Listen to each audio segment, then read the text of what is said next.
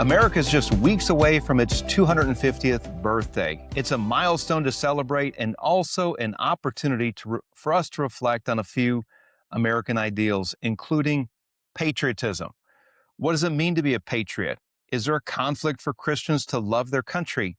And to what extent did Christian ideals shape this country we call the United States of America? Hi, I'm Richard Nelson.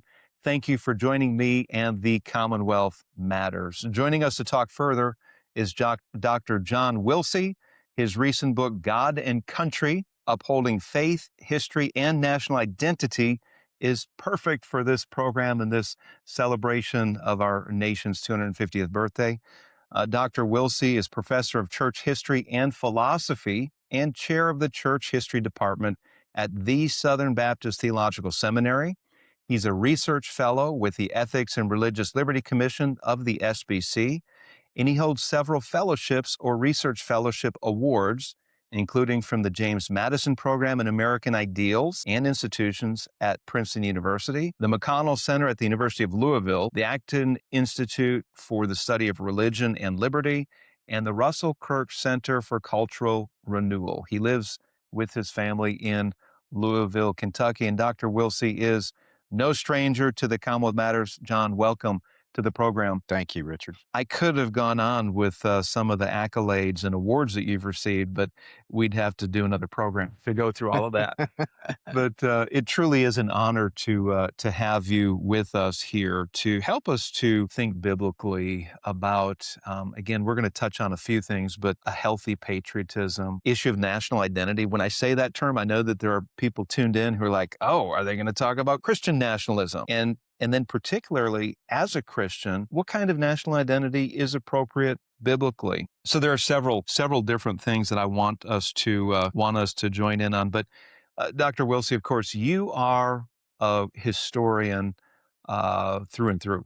This is your field. You've dedicated much of your life to the study of history. And I'd like to begin, first of all, a biblical rationale for studying history, for knowing our history. And in this context, America's history. And whenever I see surveys come out about what Americans understand about our system of government, or about historical figures, basic historical dates and timeframes, it's not improving over time. Younger generations have a very difficult time placing a correct timeframe of the Civil War, or the war between the states, as some know it, the American Revolution, the Pilgrims coming over on the Mayflower. Basic time frames, we don't know that. We don't understand our system of government, the idea of checks and balances, and that we have three separate but co-equal branches. So that's a separate question. I guess we can dig into that. But I want us to first start out with the biblical rationale. What is the biblical basis for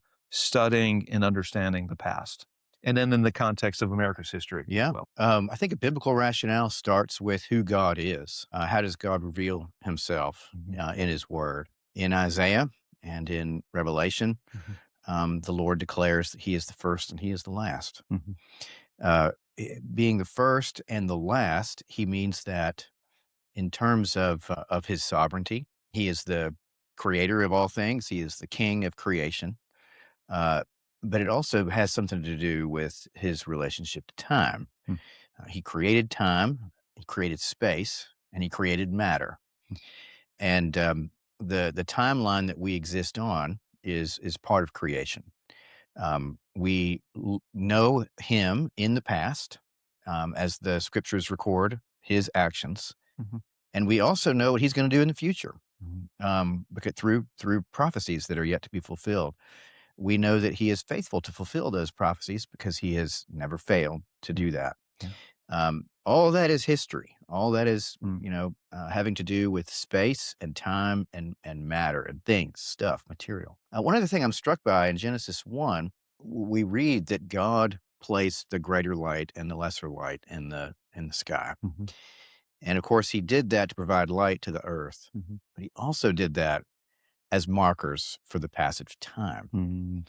And so those are infallible markers. They have been the same since he created them. I think that's a striking reality and a striking truth. There's one other thing I'd say about that, and that Uh-huh. is that Christianity itself is a historical faith. Mhm. We believe when we say we believe the gospel, we believe things that happened in the past, Yeah. and as believers, history is absolutely essential to our faith. Mhm. So we are. We all possess a historical consciousness because God gave it to us. Mhm. He didn't give a historical consciousness to animals. Mm. He gave it to us. Mhm. And as people who embrace the gospel, we are historical in our very core. So there's much to be said about those things. It's not open for a Christian to say, "Well, I just don't want to pay. I don't pay attention to history." Yeah. We do. But, one of the responses I hear from time to time is, well, we know how it's going to end. I'm not going to dwell on what happened in the past. I'm not going to worry about what's happening now, but we know how it ends. If you go in with that mindset of not understanding what's happened in the past, Santiana said, if those who fail to know their history are doomed to repeat it. We learn lessons from history. As Hmm. Christians, Yeah. we can look into the Old Testament and New Testament and learn lessons from those who've gone before us, Yeah. especially God's relationship to the Israelites. And just from them, from Abraham leaving his home country and following God's call and stepping out in faith, Israel's enduring under the Egyptian oppression, and how God worked through that and then brought them into the promise. We can learn those lessons. These are historical lessons, Yeah. aren't they? Hmm. So Christians, would you say, John, should Christians be the most interested in history? Because we serve a God of history, right? A God who spoke the universe into existence, a God who put the greater and lesser lights into place, as you say, so that we can follow the passage of time. Hmm. But should Christians, would you contend that they should know history and be interested in history more than anyone? Yeah, Or is- absolutely. Because again, our whole faith is predicated on it. If we ignore history, you can't be saved. yeah.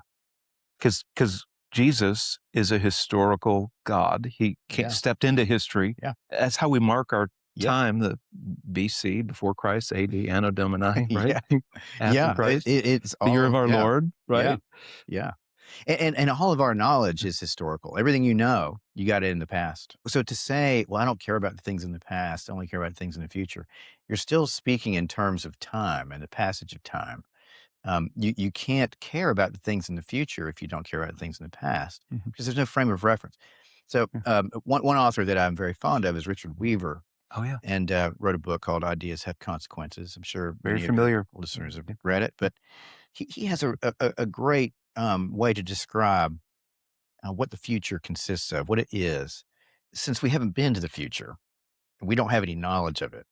Um, so what we do when we imagine the future is we take images from the past in our minds and we make a composite Mm, and we shine it on the screen of the theater of our mind. mhm, And so even when we read about future events in the scriptures, what we're doing is we're taking things that we know from the past and we're putting a composite together and projecting it in mhm, our mind's eye to the future. I think that's a really good way to think about it.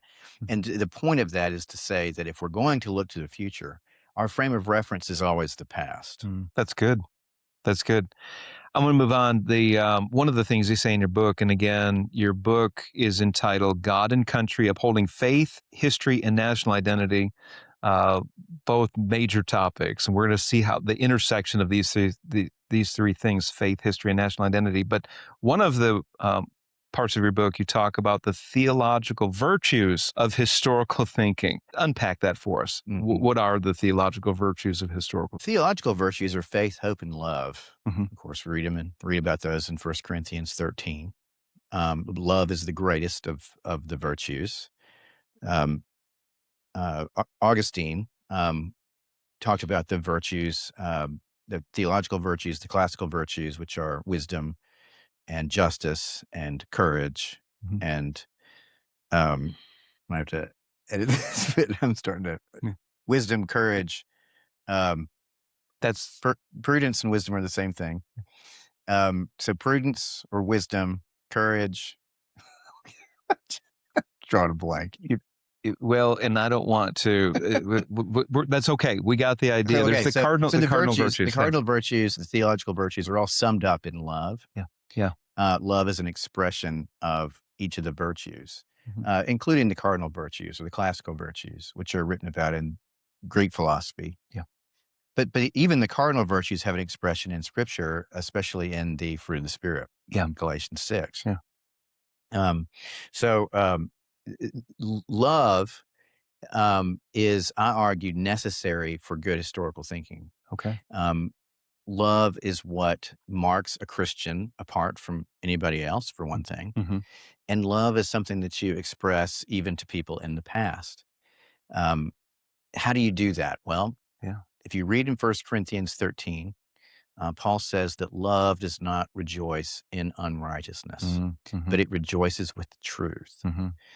So good historical thinking starts with we are in a pursuit of truth in the past, and we want to tell the truth about those that went before us, the good things and the bad things, the things that we're comfortable with and the things we're not so comfortable with. That's the best way to love the people of the past.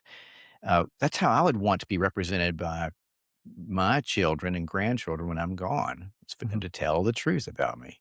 Yeah. Um, because in the truth, we have light. Yeah. That's good.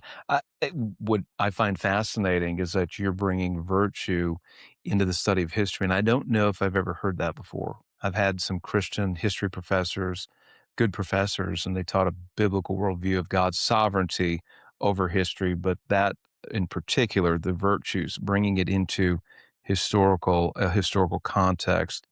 One of the things you said at a book sign or a book event earlier this year, and I'll quote, you say good historical thinking requires both intellectual care and proper application of virtue because good historical thinking is an exercise in pursuing truth, kind of what you just explained in maybe a different way. But here's the question I have.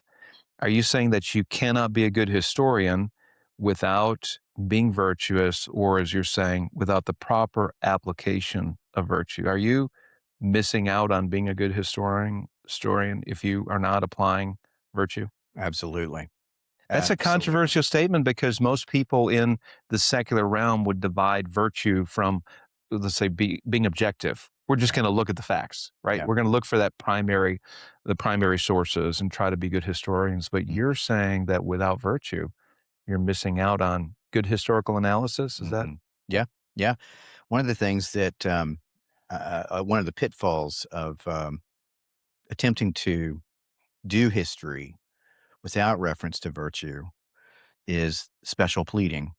So you come to a particular historical subject, you already have your mind made up about, what that's how we should make sense of that subject. And so you go and look for evidence that's going to support your view. And anybody can do that. And it happens not just among secular people, it happens among Christians too. We go to history, we try to mine it for um, you know evidence that's going to support our view, and we ignore evidence that goes against our preconceived view of a subject. That's not virtuous because it's not the pursuit of truth. It's a pursuit of building myself up, winning a political argument, uh, advancing a personal agenda, and Mhm, that's not virtuous. So that's a pitfall. That's mm, one pitfall. It's an mhm, example of a pitfall that we can kind of fall into when we're not being virtuous. So, it takes courage, which is a virtue, mhm, um, to look into a historical subject that is uncomfortable, mm. Like slavery, for like example, or Jim slavery, Crow South, Jim Crow Southern. South. I mean, I'm a Yeah, Southerner. I grew up in Georgia. yeah. Southerners, understand um, the tension that exists between honoring your history, honoring your forefathers, honoring your heritage, and also remembering that that heritage is tainted Yeah. by something that was wrong and was morally evil Mm, and that hurt millions and millions of people over a long, long, long period of time. mhm. Southerners understand that. Um, and I think Southerners understand that in a way that other people in other parts of the country who didn't grow up with under that shadow Yeah. don't understand. Yeah. I'm one of them, by the way. I grew up north, really didn't have Mhm, great understanding of the Civil War. mhm. We did This was not something part of our reality up there. We were not Yeah, touched by it like Southerners were, where the battlefields, most of them were in the South, yeah, and many people were affected at a deep and personal and familial level.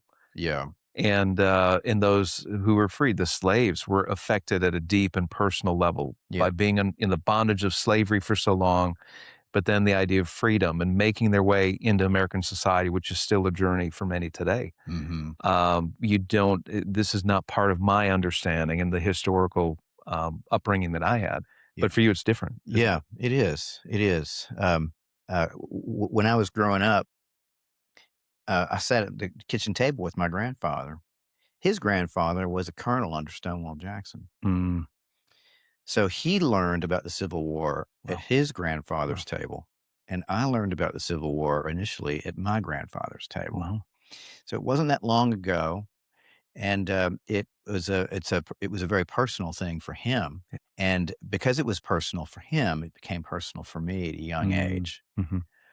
But I also, as I grew older and became an adult and read books and became a historian, I had to grapple with the way that he cast the war and cast the South, Yeah. which was in more romantic terms as a child. Um, I had to sift through, uh, you know, and work out the tensions that were there. Learning about my family heritage and learning that my family members back in those days were plantation owners and Mm, owned slaves okay. um, was very sobering, very Mm, sobering. mm, When I was a young man in my early teens and going into high school, I was a proud Southerner and all that, yeah. and um, I had to. I don't think I ever heard anything good about Lincoln in my household Yeah. uh, Yeah. until Yeah. or I don't ever growing up. Um, so there's a tension there, and Yeah. learning how to think historically was very important for me. John, I want to go back to that idea of a tainted history in just a little bit about what do you do. And here's the next time I want to talk about patriotism, but in a little bit, we'll talk about the ugly parts of our history, the sins of our past, and how do we do that? How can we be a good patriot? But here's where I want to go first before we touch on that. Okay. In your book, God and Country, Upholding Faith, History, and National Identity, you try to make the case in this book that for followers of Christ, history is deeply relevant and that good historical, biblical, and theological thinking are necessary as we consider the nature of healthy patriotism. Um, can Christians have a healthy patriotism? Hmm. I mean, we've talked. It's possible to have a national idolatry, to Mhm. have an improper love towards your country, but can Christians have a proper love towards their country? Can Christians be patriots? We'll start with Yes. that. Yeah, Yes, absolutely they can. Think about your relationship with your wife. mhm, Can you idolize your wife? Is it possible for you to worship your wife? sure. And Yeah, yeah, can your wife actually be an obstacle to your devotion to the Lord? mhm, Absolutely. mhm, Um, I tell people this when I talk about ordered loves. mhm. I say this to get people's attention. I say, I love my wife. And I'll say this to you, Richard. I love my wife more than I love your wife. That's good. And praise the Lord We for can that. get along then, right? We can get along And just your great. wife will still accept you when you come Yeah, back home. that's right. Exactly. I love my wife more than I love your wife. Doesn't mean I don't love your wife, Yeah, but if I love your wife more than I love my wife, yeah. so that's true for your country too. Mhm, I love my country more than I love Mexico. mhm, I'm not ashamed to say that. Doesn't mean I don't love Mexico. Mean I don't love the Mexican people and want the best for them and want them to flourish in every way. But I prefer my people. Um, I love my family more than I love your family. I Mhm. love my country more than I love another person's country. Mhm. Mhm. That's an example of ordered love. All of that has to come under my love for the triune God. Yeah. Yeah. And as a Christian, my understanding of my love for God and my love for neighbor is it's impossible for me to love my neighbor rightly without without total devotion to the triune God. Yeah. So it's possible, yes, to love your country. There are temptations. There are ways that we can sin. There are ways that we can have disordered loves and disordered desires. But that's true for anything. Yeah. And we shouldn't, as Christians, just mark out love for country as inappropriate and say we can only love God, we can only be concerned about the Bible, we can only read theology, we shouldn't read American history, we Yeah. should be concerned about the Constitution. Yeah. That's simply irresponsible and it's a disordered love. Yeah. You say in your book, then when it comes to thinking about American history and identity, Christians young and old often find the virtue of patriotism to be confusing at best and problematic at worst. What's contributed to this? If history is so important, like we're talking about, and I agree with you, we Yeah. should understand our history, both the history of the world, beginning with God as the creator and a God who works through history, but also American history. We should understand it. But if history is so important, John, why don't we as Christians take it more seriously? Why are we confused? And then about this idea of patriotism. What? I think that our culture sends us a lot of different messages, and a lot of those messages are conflicting. Mhm. For one thing, I think that history in our culture is not thought of and valued as and considered to be very important in our education system, for example. Yeah, STEM is more important: yeah, science, yeah, technology, yeah, engineering, and mathematics, because that's what gets you a good job. yeah, um, I was a history major in college. Usually humanities majors, history majors are asked the question, well, what are you going to do when you get out? yeah. People asked me that when I was in college. And I said, well, I want to teach. And they said, well, that's probably all you can do with a history degree is teach. Mm, And that's mhm, just not true. It's not true at all. mhm, A history degree teaches you how to mm, think mhm, critically. mhm, And it prepares you for careers in all kinds of different things. But history is not valued, I don't think, in general in our culture. I think there are history education is taught as facts and names and dates, and yeah, as you mentioned a second ago about concern with objectivity and the mhm, facts. mhm, Um, and that's simply not the way that you do history. That's not how history works. It's not how we understand the mhm, past through facts and figures. Um, History is complex, yeah, and people don't like a complex story. People like black and white. yeah. They like to go and they watch Star Wars. They like to Mhm, watch mhm, Lord mhm, of the Rings, mm, where everything is very simple. You know who the bad guys are. You know who the good guys yeah, are. And I think in the culture, we take that habit of seeing things through a lens of black and white, good guys and bad guys, that we see in film, and we apply it to the past, and we apply it to our own story. And that's confusing when we get to sometimes the United States has not acted virtuously. mhm, And so, okay, we only have one choice. We have only two choices. We can either embrace America and be wicked, or we can repudiate America and be justified, and our self-righteousness is built up. that's a good segue to the question I brought up just a few minutes ago about the ability to be good patriots and proud of our history while still acknowledging our national sins and deep failures. Yeah. So John, what does a good patriot do when it comes to not acknowledging our past sins? Well, as a Christian, you have to acknowledge your sins. As an Yeah. individual Yeah. believer and in front of and as a member of a church, Mhm. um, being a Christian starts with confessing your sins. Yeah.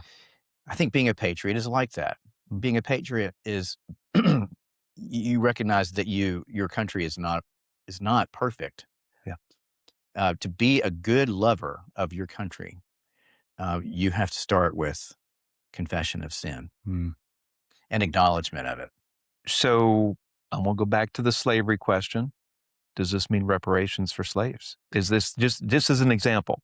Is this Yeah, I mean, confession of sin? But there's some who are saying, look, if you can trace a descendant of a slave and find out that their family was deprived of their due pay, maybe we should pay reparations. Is that where this would lead to, or is it possible? Not to put you on the spot, but putting you on the spot that's is what an I'm here example for. here. That's what I'm here for. Okay, let's talk about reparations. 650,000 people died in the Civil War on the battlefield. Yeah. There were over 1 million casualties. Yeah. Um, that's a lot of people. That is about a tenth of all Southern men between the ages of 18 and 40 Mm, were casualties, mm, and I think about 3% or excuse me, 10% of Southerners, 3% of Northerners were casualties in the Civil War. mm, We think about reparations always in our culture today in terms of cash. mhm, mhm, Um, mm, but but is there another cost? yeah, I mean, yeah, Abraham Lincoln in his second inaugural cast the war in terms of God's judgment yeah, on this country. yeah, Um, and he referred to it in terms of not just uh, material wealth, but also in terms of blood. yeah, Um, I think that this country has paid in blood. yeah, In terms of cash reparations, I think that's ill considered when most people in America today don't trace their lineage back that far. yeah, Um, now, I can, but maybe you can.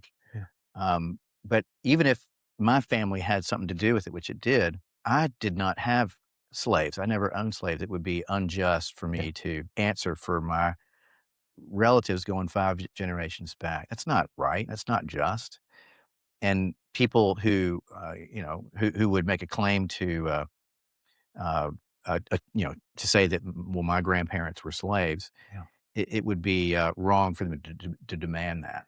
I appreciate how you work that out, that, reparations aren't just, monetary. There's other ways of paying a bill. In the Civil War, the bloodiest war in our nation's history, required a lot of blood. It ended in a lot of bloodshed. It Yeah. ended in a lot of destruction of private property, and there's a lot of pain in both the North and the South.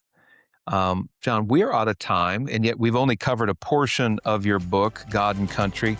Would you come back next week and finish this up? I would love to. Great. We'd love to have you then. Thank you.